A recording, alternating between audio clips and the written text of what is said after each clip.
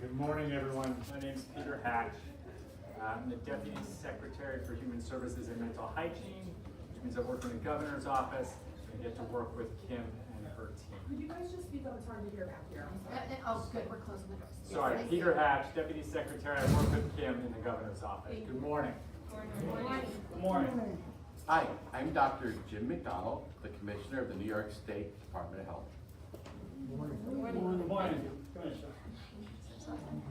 Hi, I'm Sue Wallace. I am a attorney and I work at DOH.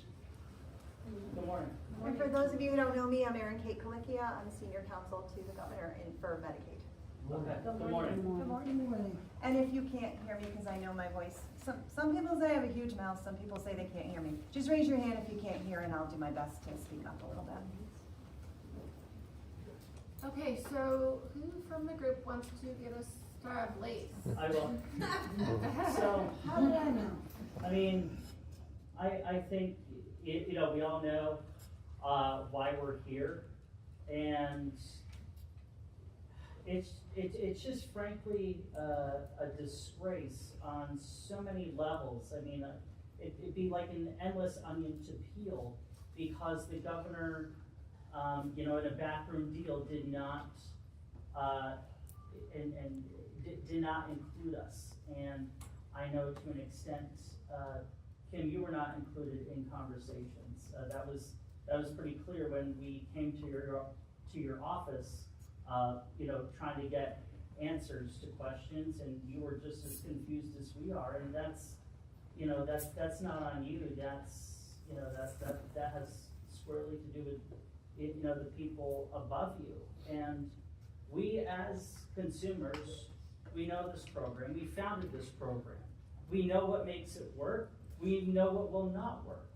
And what is being proposed and what is, you know, what looks like could very well be happening, God bless you, is that it's not going to work. And Commissioner McDonald, you know, I hear what you're saying about the reduction of fiscal intermediaries.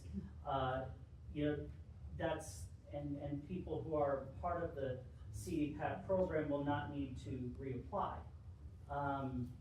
That being said, if people are being transitioned, we've seen in other states, Pennsylvania, Massachusetts, programs a fraction the size of New York's. There were significant consumer disenrollments solely because of a transition. So my blunt question is, what is your plan to make sure this does not happen? Yeah, so first I'm going to reflect back what you said so I make sure I heard everything.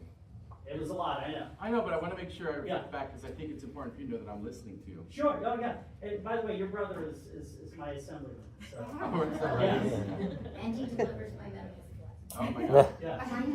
Well, I ask for the clarification sometimes. Of I have course. 5 brothers, and it's Yeah, interesting well, how yeah. people know them sometimes. You're doing my job. That's interesting. So here's what I heard though. Mine too. Is it yours too? Yeah. Okay. So here's what I heard. You weren't involved with the decision. Your position is it was a backroom deal. Your position too is that the people who it affects the most really were the subject matter experts, and they should have been consulted about the change. That's part of what you said. The other Yeah. part of what you said is you're nervous about the implementation. What I heard you say is you're worried that people who go from what's going on right now, which is the status quo, you're worried that they'll be disenrolled. In other words, you're worried that they will not be included, you're worried that the same worker won't be there, or you're worried that they won't have services. This is what I'm hearing you're worried about. But That's some people correct. are nodding no, that I'm reflecting wrong. So if I reflected wrong, help correct me. What did I reflect incorrectly? I believe that you need to understand that you can use as a model everywhere when the public health crisis was over, and there's never an end to the public health crisis for us because we live so tenuously on a network of benefits, and if one falls through for whatever reason, we have to start all over again, or we lose other benefits. So when they did the Medicaid unwinding and they blamed the people applying if they would say they didn't turn in the paperwork or the form wasn't filled out correctly. The reality was the computer systems couldn't communicate with each other because they were old and they were not compatible. So here's the worry. People are gonna transition over to using this one company who has a bad record for being able to do this transition. People are gonna get lost and they're gonna have to reapply. And they're gonna go through all of these new regulations, and they are gonna fall under the new guidelines, which we're afraid will kick a lot of people off of CDPA. And it's not, it's the volume. And the fact that we've seen with the Medicaid unwinding, that people were hurt. And you guys know that people were hurt. People lost their coverage just because there was no communication between the computer systems.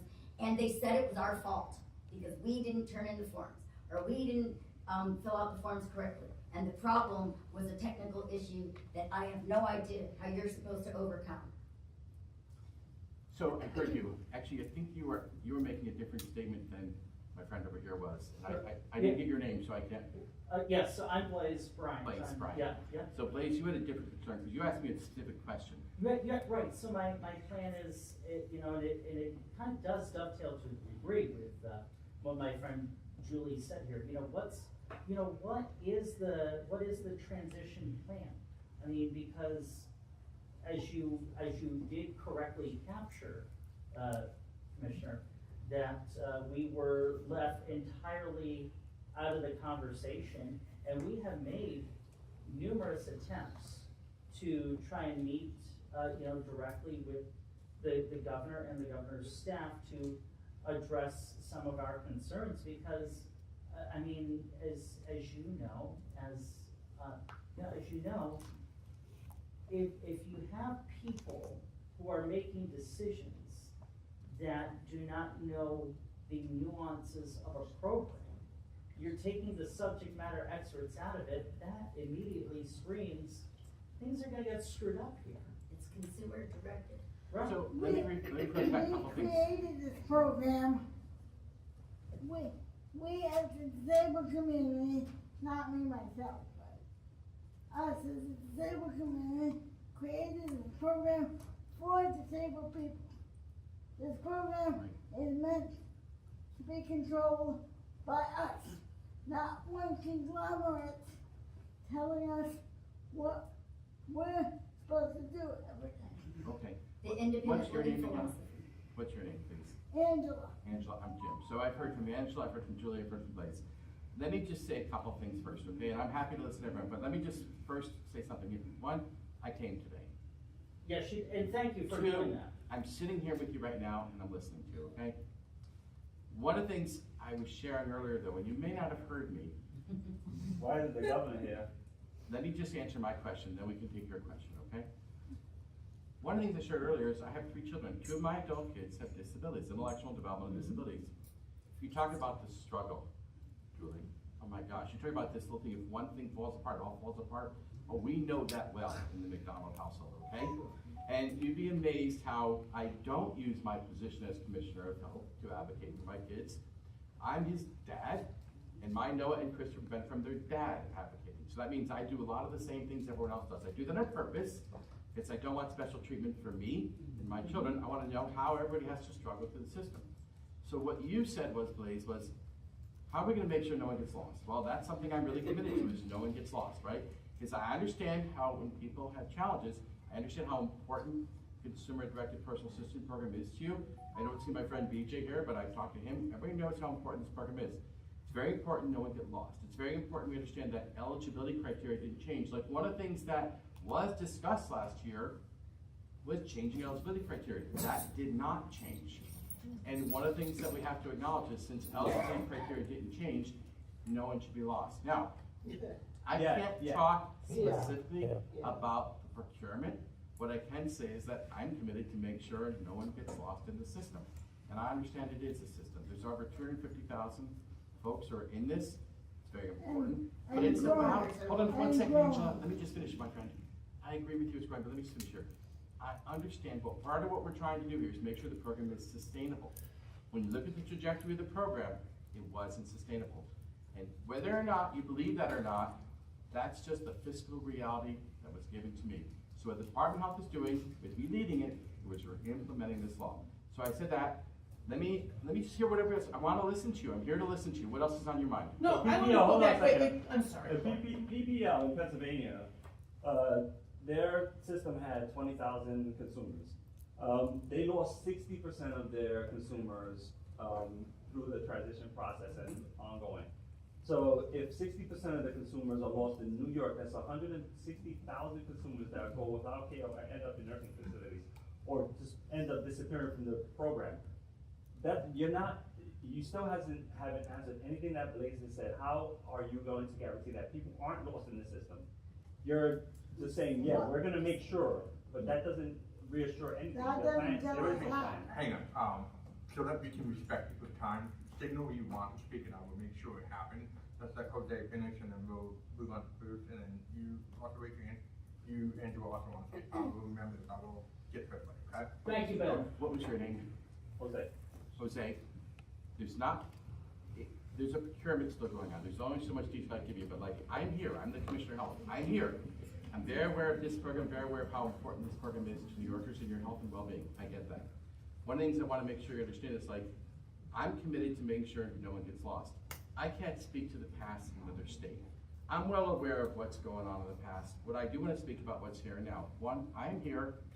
I'm well aware of what's going on. I'm well aware of your concerns. What I want to do is hear your concerns. What concern you said to me, Jose, though, you said the same concern from Angela, from Julie, and from Blaze, which is you feel like people could be lost in the system. That's an important concern. I heard you. What are other Yeah, concerns? Oh, all right, I was next. So, have you lived through this before? I just want to, for framing, have you lived through this before? Specifically, what have I lived through? Tell me. Okay, I'm gonna tell you, I lived through this thing. The Republican county executive in Monroe County ripped the program out of CDR and gave it to five for-profits, because we were advocating on behalf of the rights of disabled people, and they found it annoying. When that happened and people moved to the 5 for-profits, we laid off people who had worked for the organization since the 80s. So it was like they've been with 25 years of history, they were out. But what we also saw was disabled people could not get enrolled. They were not able to come up fast enough in the new system, so they lost their services. Disabled people they ended up going over time because this new system they were just focused on, we're processing your payroll, and they weren't providing the support that we were giving disabled people. So they boiled it down to just that bare minimum, and then disabled people started going into the hospital, they started going into nursing facilities, and we had people die. We communicated this concern through the Office of the Chief Disability Officer, and I want to say that it's wildly freaking offensive that the governors basically came out with talking points that said, this isn't true. I need you all to hear that's ableism. When disabled people say, this is our lived reality, and non-disabled people, and I acknowledge you have a family member and that's great, but you know what, that doesn't cut it for me. Disabled people are different. We are the ones who are dependent. We are the ones who are worried about what's going to happen to us in the future. And that's the concern I have. You didn't answer the question of how you will ensure this, because what you're not dealing with are aides who are now currently working for multiple fiscal intermediaries and are below the overtime cap will now suddenly be capped out. We're losing hours. Mm-hmm. You're not dealing with the fact that, and PPL, now you're going to talk a different state. My board member it took her 8 months to onboard an aide from PPL in Colorado. 8 months. Can you lay in bed for 8 months? Can you go out taking a shit for 8 months? This is like she had, and I'm sorry it makes you uncomfortable, but that's what aid service is. It is about going to the bathroom. It is about getting out of bed. It is getting fed. And when you can't get an aide onboarded for 8 months, and that's PPL, and it's not just not knowing the minutia of the system. We met with PPL when they were first in the process of applying, and what they said, when we asked what is the role for the Centers for Independent Living, they said, oh, you're going to work with people on their individual budgets. And we said, it's not a budget model. Nope. This is a agency with choice model. It is not a budget model. So you selected a vendor who didn't even know a few months ago what the model was. They've identified subcontractors who've been fined by the Attorney General's office, who lost control of medical records for their attendants and their consumers when their former CEO stole them to start another agency. This is the kind of ethical group of people that you've got doing the program. Well, you cut the disabled people who developed the program out of the system. So I just want you to know the concerns that people in this room are expressing are real. And your hearing it isn't enough. We need to hear from you how you're going to prevent these things. People need to know that they're not going to wake up and find that they can't get an aid because you've got a deadline. April 1st, the shit hits the fan when the current fiscal intermediaries can't continue to do business. You've drawn a line, and at that point, people will go without services. I mean, and honestly, and I know I'm being loud and I'm using words that make you uncomfortable. Get ready, because that's what our lives are. Our lives are by definition uncomfortable. And what you have done is absolutely ableist. And when we call it a backroom deal, people are calculating out how much money SEIU is going to make on that. And that's the thing that really annoys us. Because we're a freaking crop that is farmed by you people. You just want a shot at the cash. That's all that matters. So, my question is, having just reflected for everyone, I want to make sure that their points are heard and you know that you need to respond to them with something more than, I hear you. A concept of a plan.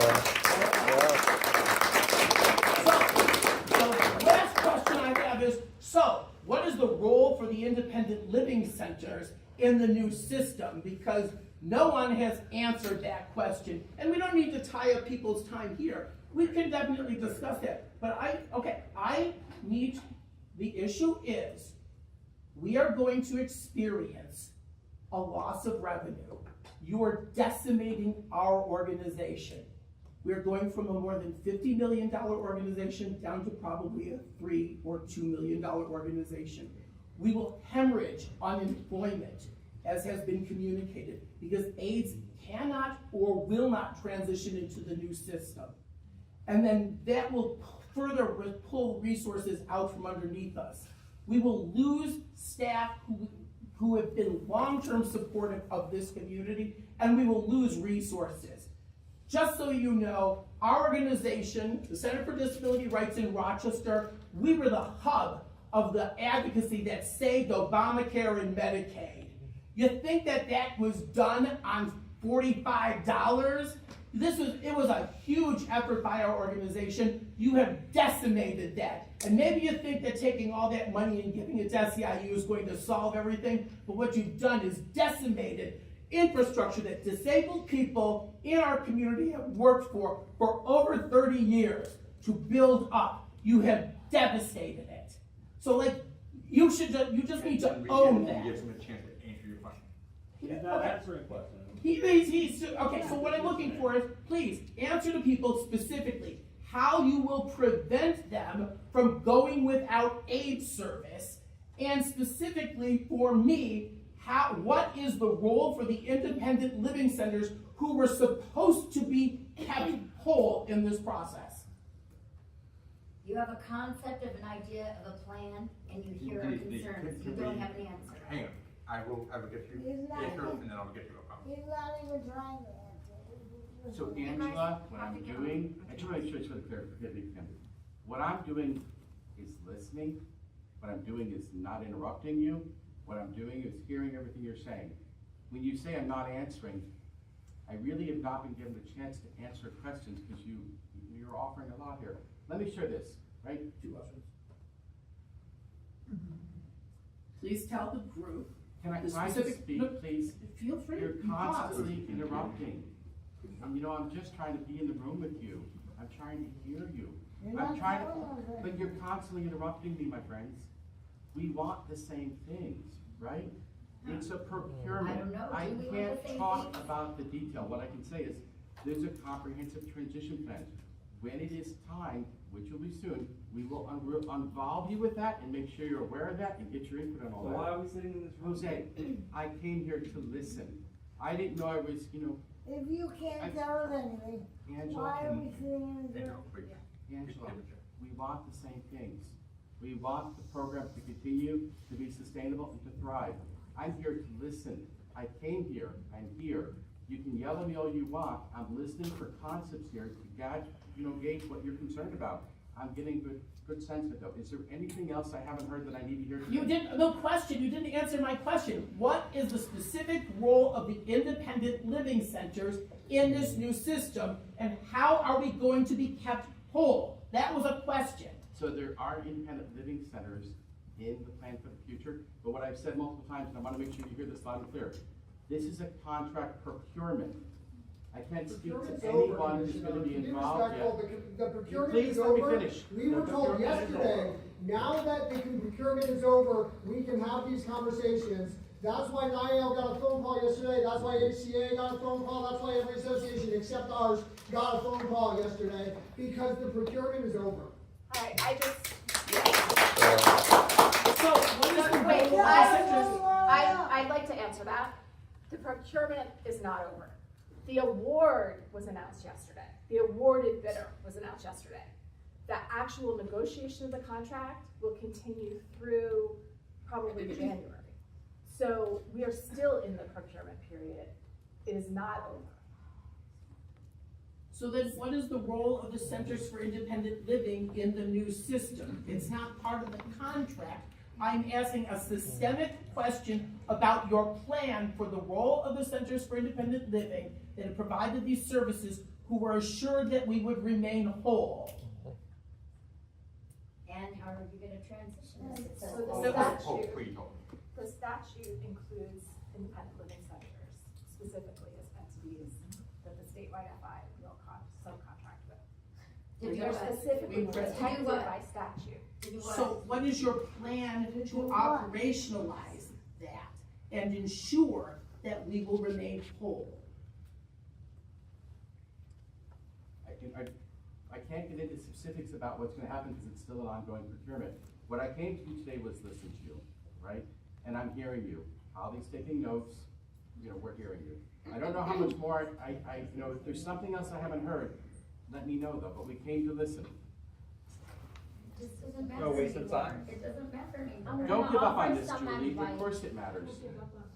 I'm gonna just offer some advice in terms of, as He's the one who, as an advocate but with politicians and public administration and trying to promote social equity, I think it's important, her word, no offense, I know that's probably just what they say, just award, the person who was awarded, being in charge of home care services, turning healthcare, a nonprofit industry into a for-profit, outside looking in thing. That's some of the stuff that I think is really, that verbatim making people with disabilities so hot. And I think that we need to be careful how we use words to portray the good work that we're trying to do.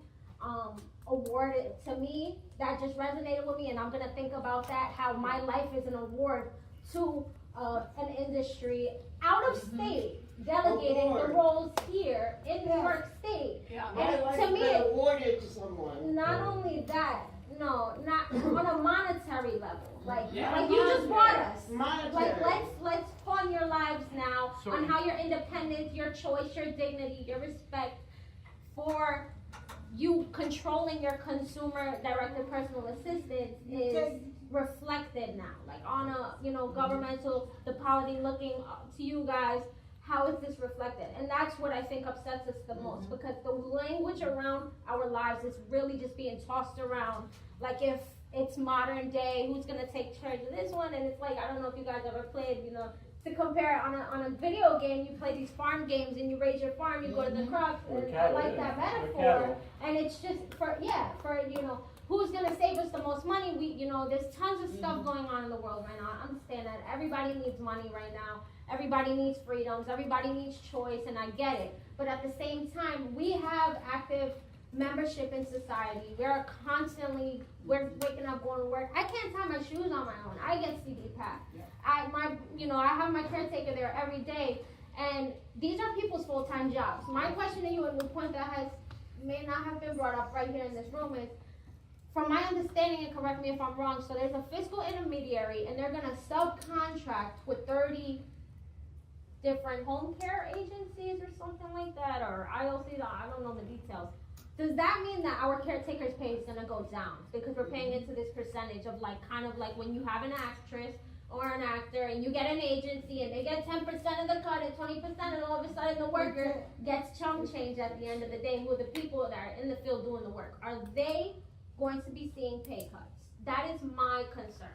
Because in all of our opinions, caring for our lives and letting us go to work every day with pride and feeling comfortable with ourselves, because I'm pretty sure you know, as a dad of children with disabilities, it is uncomfortable having to say, hey, can you come help me tie my shoes every morning? Because sometimes people don't even like to crack the crust off of their eyes yet and already being told what to do. And it's just, I think, yes, the politics sucks, the bureaucracy sucks, everything about it sucks.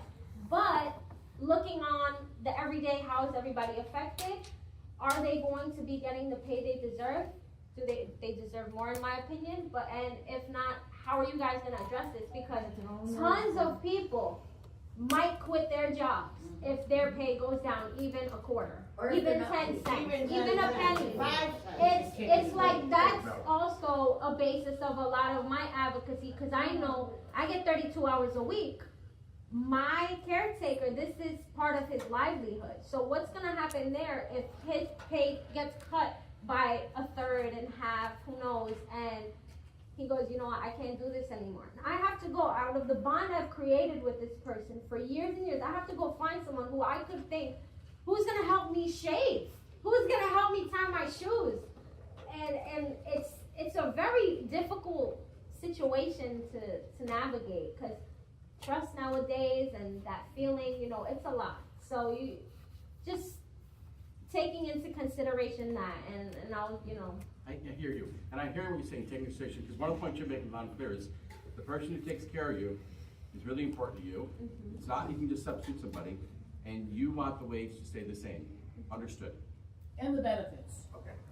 Just understood. adding in benefits. And the benefits, yes, because I was able to go, just to continue off of my point really quick, I was able to go to previously one home care agency to another when I was discontent with the benefits, and he was able to navigate that as well. So sorry about that. Mariah Sepulveda is my name for anybody. Thank you, Audio Mariah. recording. Thank you. Well done, Mariah. So let me just share a couple thoughts earlier. So there is going to be, this is something I said during the time I was sharing, but it may not have been heard by everybody. But there is going to be this comprehensive process. There's going to be direct in-person and virtual meetings with home care users and caregivers throughout the state. We are going to coordinate with disability and senior advocacy groups. And there is going to be an open dialogue that we're doing with elected officials across the state. And there's an ongoing group by state officials to ensure the needs of home care users and caregivers are thoroughly addressed before the new statewide partnership takes effect. I know I keep telling you, please let me finish, Jose. I understand the fear in the room. I understand the concern. What I can say is we're going through this in a very comprehensive and thoughtful manner. Part of why I came today is to make sure you knew I'm here, I care, I'm highly invested, I'm listening to you, but I really can't give you answers while we're in an ongoing procurement. That's because of how procurements work. Let me just say this. I have time for one more question, and then I have to go back upstairs. Commissioner, great to see you again. Hi, I remember you. Yeah, how are you? Good, thanks. So, I do want to play semantics for a second. You keep saying the people who take care of us. My staff are not the people who take care of me. They're the people I hire to come into my home to provide care. They don't take care of me.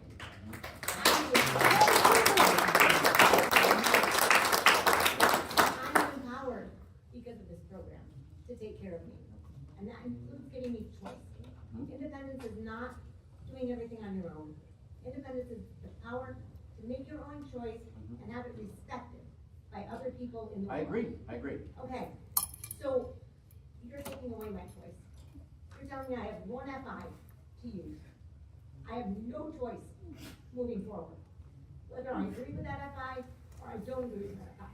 Whether that FI operates according to ethics that I agree with or not, I have to use that FI. I have to use that FI because I am not putting in a nursing home. I'm the executive director of a statewide organization. I'm a Rotarian in charge of a district of 100 clubs and 3,000 volunteers. I am not going in a nursing home. That only happens because I choose who's on my team. You're stripping us all of that choice. Do you recognize what that means for us? So I'm hearing you, and I wanted to say this. I think we want the same things here, which is a safe, sustainable program forever that maintains all that you're asking for here. But we can't do it without choice. What? I'm gonna wrap up my time with you here She today. didn't say sustainable. I She said did. choice. I did. I'm looking for a No, sustainable. but that's different. You're talking about sustainable and saying that that's our choice. That's the antithesis of choice. You can have the green jello or the red jello. It's not, that's like, you're controlling the narrative. Please stop doing that. Your background in the developmental disability community is actually problematic here because you're talking over and reframing what we're saying as reflecting, and you're misrepresenting. I'm sorry. That's okay. I know that you have to answer to a lot of people too. I understand how the government works. I used to work in your agency.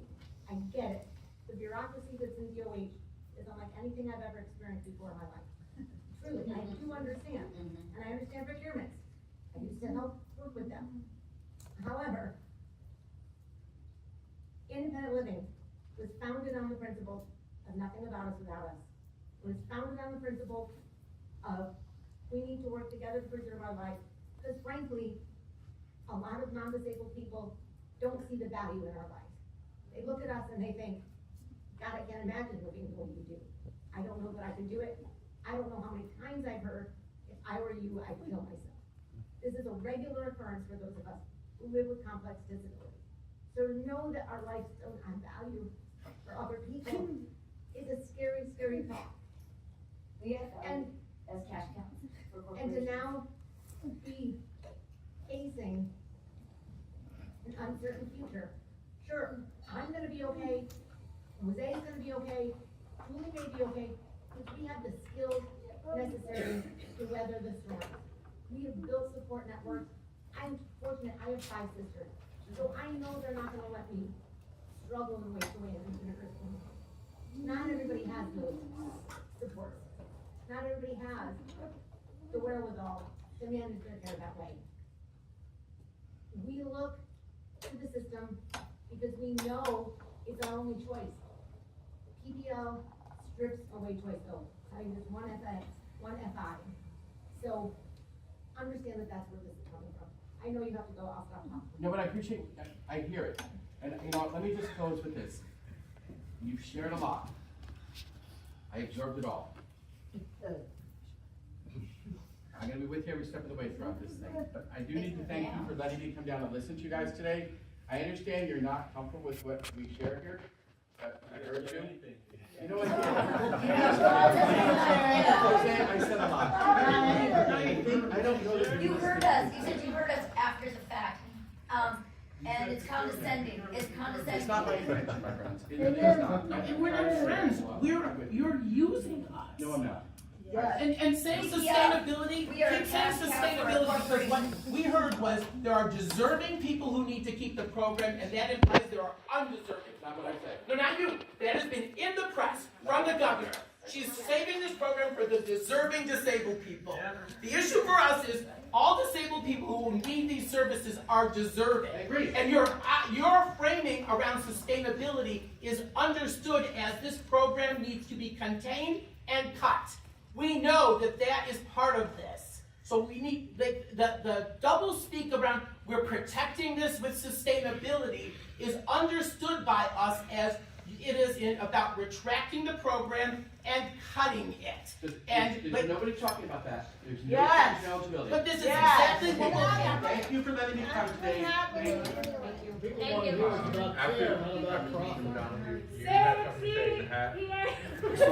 Say CDPA! Say CDPA! Say CDPA! Say CDPA! Say CDPA!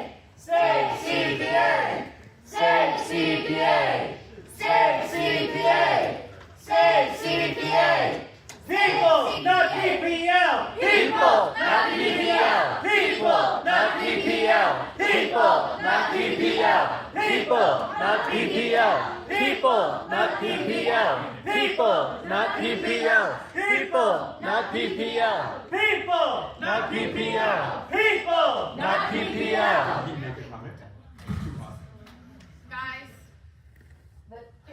give me a second, all right? I was really hoping to address this with the department, but speaking absolutely extra contractually with respect to the enforcement regulations that need to be promulgated on the statute, how is the department going to protect the role of the independent living centers irrespective of the procurement practice? It doesn't matter whether it's awarded or the contract is done. How are they going to enforce the role of independent living centers with respect to the single FI?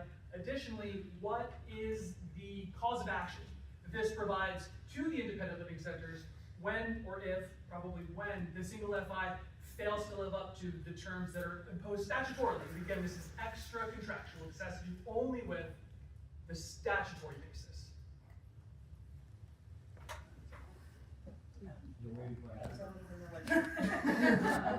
We've been heard. We've been heard. Jose, we've been heard. Well, I don't know, we've been heard. We left. Guys, so can I boil this down to what are the next, paraphrasing a lot of your questions here, what are the next steps for everybody in this room to interact with the process before it's over? Does that act on? Kim, So, well, just, that sums up a good part of it, right? Blaze, I'll get back to you, but can we start with that? Nothing about us without us. So, and how are we keeping? So are we gonna answer it, or you're So just gonna what pose? if, my suggestion is that we take the next steps of, let's set up a meeting where today, I think you guys know that for my team, please have the respect that we have hundreds of other people here that we need to answer to and be around today. We want to meet with you, not just with our team, I know that you have done that, I know how you feel about that. With additional members of the administration. Give us a couple days to recover from the next day, today and tomorrow. Let's get some meetings on the books to make sure that your voices are heard with all of the particulars and that people can begin to engage and answer some questions. But what did we We're hear not gonna earlier? change The question is, anything. we're not gonna. change anything. Is us talking to you now going to change anything?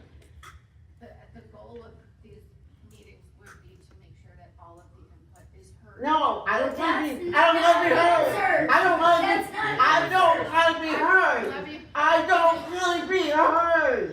I want change. I want to change the contract.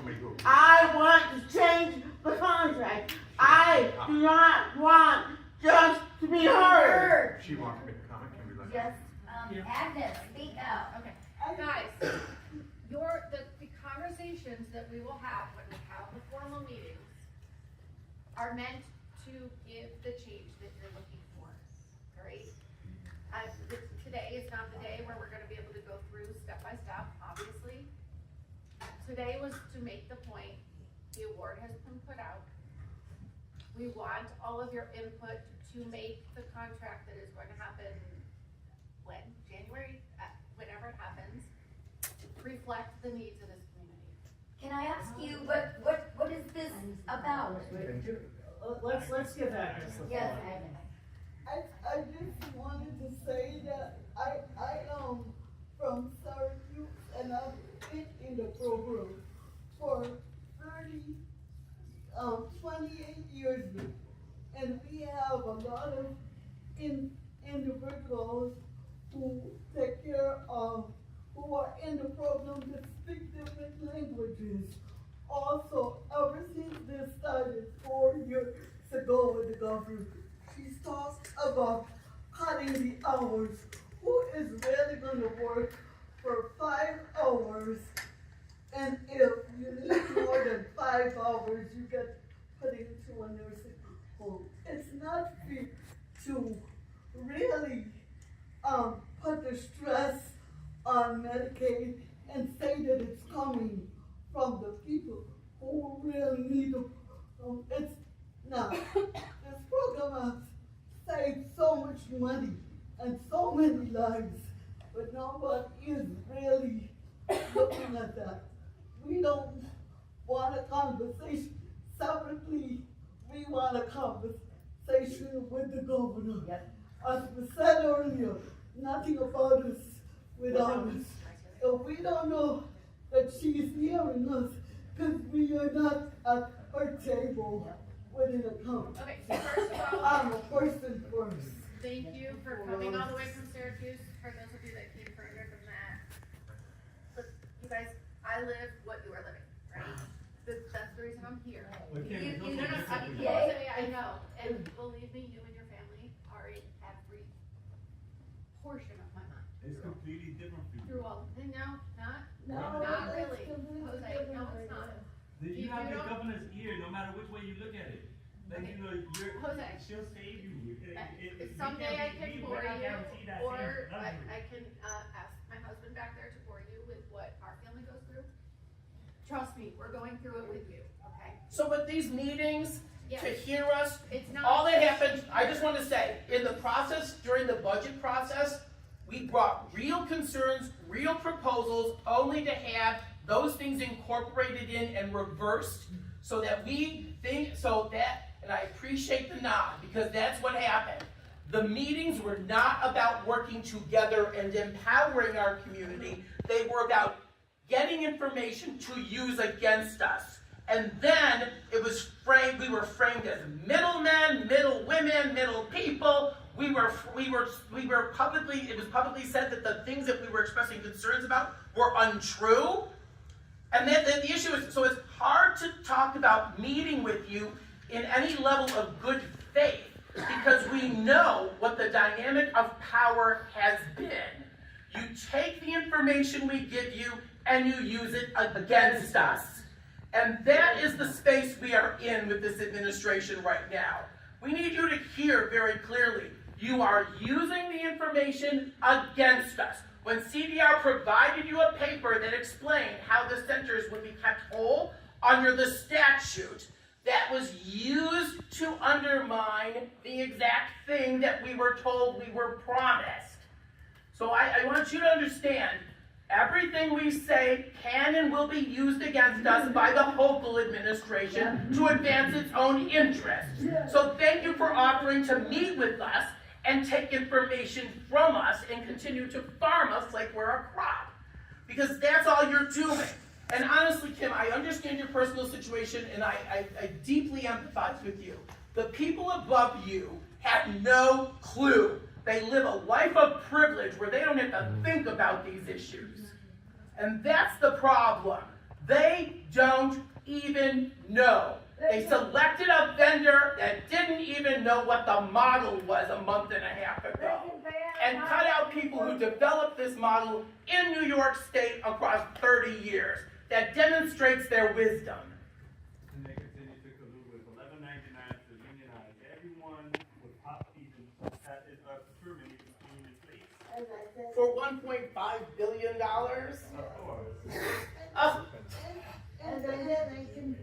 And then We're a profitable and then I just want to say, as a voter for the past 25 years of a human citizen, I don't feel respected by the administration at all. Because she would be meeting with us and really hearing what people are trying to get a different options of here.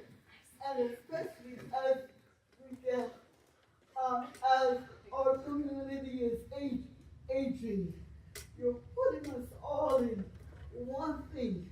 The days of that is over. We don't need to be part of institutionalization. I am not a label. I am a person that's very active in my community also. Most of us, even though we're in mobility devices, we have children and lives that we give to our community, and I refuse it. When I see the good that this program has done for it to go on to be, either the governor wants to work with us or she doesn't. And as a voter, I just haven't felt respected or all or listened for her. And I just want to say that I go to the polls every time. And I have to speak with you. So, Okay, so let me, Quick reminder, can we have a clear lane of travel in the middle there? I'm not Go ahead. going, but thank you, again, thank you for traveling all over. As far as I'm concerned, we could stay in here all day, I could stay in here all day, but I would like to. I'm going to start with Bruce, Lindsay, any of the, you guys need to identify who your leads are next. We want to start getting some meetings on the books, not to just listen. I can't speak for the meetings that we had ad nauseum prior to this process. That's right. The goal is to start a new day next Monday. We're gonna get some regular meetings on the books. Department of Health will attend, our council will attend, my team will attend. And hopefully we'll be getting other people from the administration to attend, where they will be able to answer questions. What action is Let's taking say- place let's say- today? hold What on. action is taking place today? Why are we here? What action is taking place today? To assure Why are you we being that asked starting to come next back week- next week? Have a conversation next week. Because What is happening we have a today? huge event going on, that there are other people where employment is their Everything number one that she priority. said, this lovely woman, I So- felt in my heart. My child is 3 years old and cannot stand. Ma'am, I totally understand, I can't either. This Where this you're program sitting, you're not is sitting with critically- us. That You're is not sitting with us. That is not true. No, you're I not. understand why you believe differently, but that is You're not telling true. us to come back next week. Bruce, Max, Lindsay, I need to know who point people are so that Kim and Cheryl and, Could we start the process by getting some answers that, like, we were told earlier, just, I don't know, minutes ago, that we can't answer questions until the procurement process is over, which may be January. So I am having a hard time understanding how we're going to be able to answer questions. I just want to be clear. That's I'm confused. Brace We're yourself, we're coming in. Brace yourself, we're coming in the back door. Hold on tight. It's gonna happen. Just hang on. This is not a conversation. okay. And I'm not It's a challenging. waste of time. They don't need to, I apologize if I mean, like, come back, we can do these by Zoom, or you're welcome to. The issue, I'll be the there. question is about the answers. noted. He said clearly there cannot be answers to these questions, and now you're saying we can get answers. I don't understand what the position of the administration is. Maybe you could help us out. I think I could. The position of the administration is that we want to share as much information as we can, as we get it, and are able After to it share it. happens. After you do it to us. So, but you aren't able to, when do you think you'll be able to share actual information? Because today we were told nothing. And, on Monday, do you anticipate a significant change between now and Monday where we're actually going to be able to get information? I do expect more information to be available in the coming days, yes. Link. So would it be possible to get back from the administration in writing the answers to 2 questions?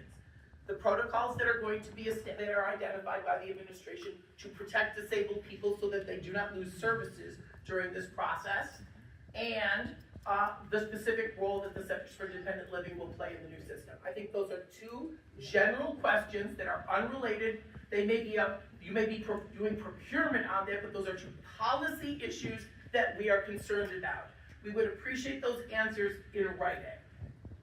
And who is the point person to pull all this together on your end? Lindsay, can you include Brian? I just feel like, where is Brian? Right there. Right there.